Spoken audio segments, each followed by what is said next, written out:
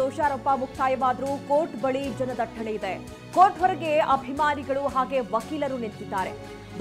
ದೋಷಾರೋಪ ಈಗಾಗಲೇ ಮುಕ್ತಾಯವಾಗಿದೆ, ಸಹಿ ಕೂಡ ಹಾಕಿಸಿಕೊಂಡಾಗಿದೆ. ಆದ್ರೆ ದರ್ಶನ್ಗೆ ಅಂತ ಹೇಳಿ ನೋಡೋಕೆ ಬಂದಂತಹ ಅಭಿಮಾನಿಗಳು ಜೊತೆಗೆ ಅಲ್ಲಿದ್ದಂತಹ ವಕೀಲರು ದೊಡ್ಡ ಮಟ್ಟದಲ್ಲಿ ಕ್ರೌಡ್ ಇತ್ತು.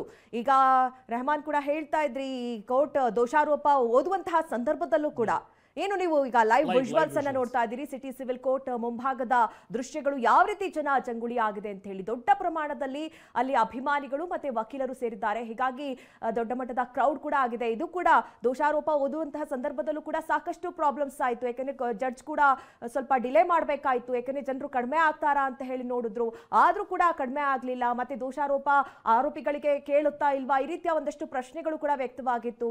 ಈ ರೀತಿಯ ಒಂದು ರೀತಿ ದೋಷಾರೋಪವನ್ನ ಓದಿದ್ದಾದ ನಂತರದಲ್ಲಿ ಈಗ ಅವರೆಲ್ಲರೂ ಕೂಡ ನಿರಾಕರಣೆ ಮಾಡಿದ್ದಾರೆ. ತಮ್ಮ ಮೇಲೆ ಬಂದಂತಹ ಆರೋಪಗಳೆಲ್ಲವೂ ಕೂಡ ಒಪ್ಕೊಳ್ಳೋದಿಲ್ಲ ಅನ್ನುವಂತಹ ಮಾತನ್ನ ಹೇಳಿದ್ದಾರೆ. ಹೀಗಾಗಿ ಮುಂದಿನ ಪ್ರೋಸೆಸ್ಗಳು ಇನ್ನು ಮುಂದೆ ಆರಂಭ ಆಗುತ್ತೆ. ನವೆಂಬರ್ 10ಕ್ಕೆ ಈಗಾಗಲೇ ಕೋರ್ಟ್ ದಿನಾಂಕವನ್ನ ಕೂಡ ನಿಗದಿ ಮಾಡುತ್ತೆ.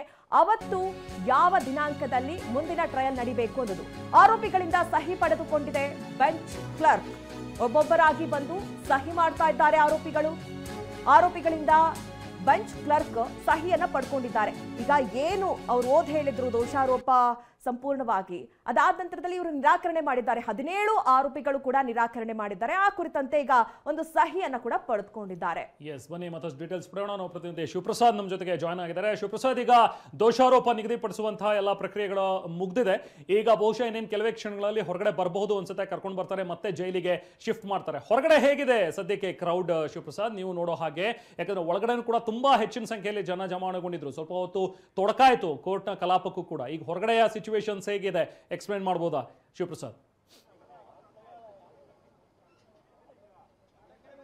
ರಾಮನ್, ಪ್ರತಿ ಬಾರಿ ದರ್ಶನ್ ಹಾಗೂ ಇತರ ಆರೋಪಿಗಳನ್ನ ಕರೆತಂದಾಗ್ಲೂ ಕೂಡ ಕೋರ್ಟ್ನ ಒಳಭಾಗದಲ್ಲಾಗ್ಲಿ ಹೊರಭಾಗದಲ್ಲಾಗ್ಲಿ ಅವರ ಅಭಿಮಾನಿಗಳು ಸಾಕಷ್ಟು ಸಂಖ್ಯೆಯಲ್ಲಿ ಕಿಕ್ಕಿರಿದು ಸೇರ್ತಾರೆ. ನನ್ನ ಹಿಂಭಾಗದಲ್ಲಿ ನೀವು ಈಗಾಗಲೇ ಗಮನಿಸಿದ್ದೀರಾ, ಸದ್ಯದ ಮಟ್ಟಿಗೆ ಸಿಟಿ ಸಿವಿಲ್ ಕೋರ್ಟ್ನ ಹೊರಭಾಗದಲ್ಲಿ ಯಾವುದೇ ರೀತಿಯ ಜನ ಕಾಣ್ತಿಲ್ಲ. ಆದರೆ ಒಳಭಾಗದಲ್ಲಿ ಇರ್ತಕ್ಕಂಥ ವಕೀಲರು ಒಳಭಾಗದಲ್ಲಿ ಜಮಾವಣೆಗೊಂಡಿರ್ತಕ್ಕಂಥದ್ದು ಕೇವಲ ಒಂದು 15ರಿಂದ 20 ಜನರಷ್ಟೇ ಆ ಕೋರ್ಟ್ನ ಹೊರಭಾಗದಲ್ಲಿ, ಕೋರ್ಟ್ ಆವರಣದ ಹೊರಭಾಗದಲ್ಲಿ ಇರ್ತಕ್ಕಂಥ. ಉಳಿದಂತೆ ವಕೀಲರು ಕಿಕ್ಕಿರಿದು ನ್ಯಾಯಾಲಯದ ಒಳಭಾಗದಲ್ಲಿ ಸೇರಿರ್ತಕ್ಕಂಥದ್ದು. ಅಂದ್ರೆ ಪ್ರಕರಣಕ್ಕೆ ಸಂಬಂಧಪಡದ ಇರ್ತಕ್ಕಂಥ ವಕೀಲರೆಲ್ಲರೂ ಕೂಡ ಸಾಕಷ್ಟು ಕುತೂಹಲದಿಂದ ಕೋರ್ಟ್ ಹಾಲ್ನ ಒಳಭಾಗದಲ್ಲಿ ಜಮಾಯಿಸಿರ್ತಕ್ಕಂಥದ್ದು. 57ರ ಜಡ್ಜ್ ಹುದ್ದೆ ಖಾಲಿ ಇರತಕ್ಕಂಥ ಹಿನ್ನೆಲೆಯಲ್ಲಿ 64ರ ಕೋರ್ಟ್ ಹಾಲ್ನಲ್ಲಿ ಇಡೀ ಪ್ರಕ್ರಿಯೆ ನಡೆದಿರತಕ್ಕಂಥದ್ದು. ಈಗಾಗಲೇ ಪವಿತ್ರ ಗೌಡ, A1 ಆರೋಪಿ ಪವಿತ್ರ ಗೌಡ ಸೇರಿದಂತೆ ದರ್ಶನ್ ಆದಿಯಾಗಿ 17 ಆರೋಪಿಗಳ ವಿರುದ್ಧವೂ ಕೂಡ ಚಾರ್ಜ್ ಫ್ರೇಮ್ಗೆ ಇವತ್ತು ದಿನಾಂಕವನ್ನು ನಿಗದಿ ಮಾಡಿರ್ತಕ್ಕಂಥದ್ದು. ಈ ಹಿನ್ನೆಲೆಯಲ್ಲಿ ಈ ಪ್ರಕ್ರಿಯೆಗಳೆಲ್ಲವೂ ಕೂಡ ಸರಾಗವಾಗಿ ನಡೆದಿರತಕ್ಕಂಥದ್ದು. ತದನಂತರದಲ್ಲಿ ನವೆಂಬರ್ 10ಕ್ಕೆ ವಿಚಾರಣೆಯನ್ನು ಮುಂದೂಡಿ ನ್ಯಾಯಾಧೀಶರು ಈಗಾಗಲೇ ಆದೇಶವನ್ನು ಮಾಡಿರ್ತಕ್ಕಂಥದ್ದು. ರೆಹಮಾನ್.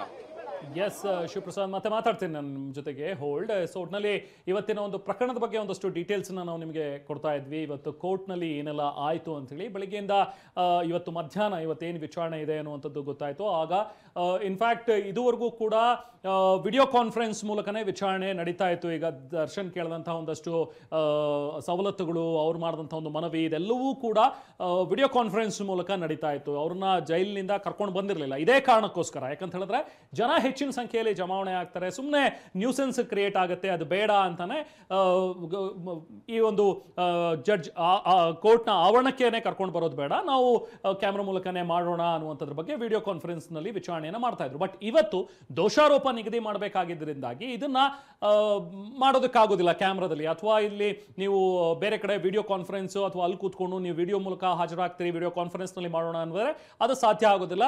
ಆ ಪರ್ಸನ್ ಅಲ್ಲಿ ಇರಬೇಕಾಗತ್ತೆ. ಯಾವ ಒಬ್ಬ ವ್ಯಕ್ತಿಯ ಮೇಲೆ, ಯಾವ ಒಬ್ಬ ಆರೋಪಿಯ ಮೇಲೆ ಇರುತ್ತೋ ಆರೋಪಗಳು, ಆ ಆರೋಪಿ ಕೋರ್ಟ್ ಹಾಲ್ ನಲ್ಲಿ ಇರಲೇಬೇಕು. ಸೊ ಹಾಗಾಗಿನೇ ಇವತ್ತು ನೋಡಿ, ಪ್ರದೋಷ್ಗೆ ಜಾಮೀನು ಪಡ್ಕೊಂಡು 1 ತಿಂಗಳು ಆತ ಹೊರಗಡೆ ಬಂದಿದ್ದ. ಯಾಕಂದ್ರೆ ಅವರ ತಂದೆ ತೀರ್ಕೊಂಡಿದ್ದಾರೆ. ಇನ್ಫ್ಯಾಕ್ಟ್ ಇವತ್ತು 11 ದಿನದ ಕಾರ್ಯ ಇದೆ, ಇವತ್ತು ತಿಥಿ ಕಾರ್ಯ ನಡೀತಾ ಇತ್ತು ಪ್ರದೋಷ್ ಅವರ ತಂದೆದು. ಬಟ್ ಅಲ್ಲಿಗೆ ಪ್ರದೋಷ್ ಹೋಗೋದಕ್ಕಾಗಿಲ್ಲ. ಯಾಕಂದ್ರೆ ಇವತ್ತು ಇನ್ ಪ್ರೆಸೆನ್ಸ್ ಇರಬೇಕಾಗಿತ್ತು, ಇವತ್ತು ಇನ್ ಪರ್ಸನ್ ಪ್ರೆಸೆನ್ಸ್ ಇರಬೇಕು ಕೋರ್ಟ್ ನಲ್ಲಿ ಅಂತ ಹೇಳಿ ಪ್ರದೋಷ್ನ ಕೂಡ ಕರ್ಕೊಂಡು ಬಂದು ಇಲ್ಲಿ ಹಾಜರುಪಡಿಸಿದ್ದಾರೆ ಕೋರ್ಟ್ ನಲ್ಲಿ. ಸೊ ಹಾಗಾಗಿ ಇವತ್ತು ದರ್ಶನ್ ಬರ್ತಾರೆ ಅನ್ನುವಂಥದ್ದು ಅಭಿಮಾನಿಗಳಿಗೆ ಗೊತ್ತಿತ್ತು.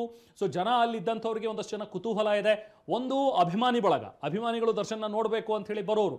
ಇನ್ನೊಂದಷ್ಟು ಜನ ಯುವ ವಕೀಲರು, ಅಂದ್ರೆ ಈ ಯುವ ವಕೀಲರುಗಳಿಗೆ ಪ್ರತಿಯೊಂದು ಕೇಸ್ ಕೂಡ, ಇಂಥ ಒಂದು ಹೈ ಪ್ರೊಫೈಲ್ ಕೇಸ್ಗಳು ಕೂಡ ಒಂದು ಪಾಠ ಆಗ್ತಾ ಹೋಗುತ್ತೆ. ಅಂದ್ರೆ ಹೇಗೆ ಪ್ರೊಸೀಡಿಂಗ್ಸ್ ನಡೆಯುತ್ತೆ,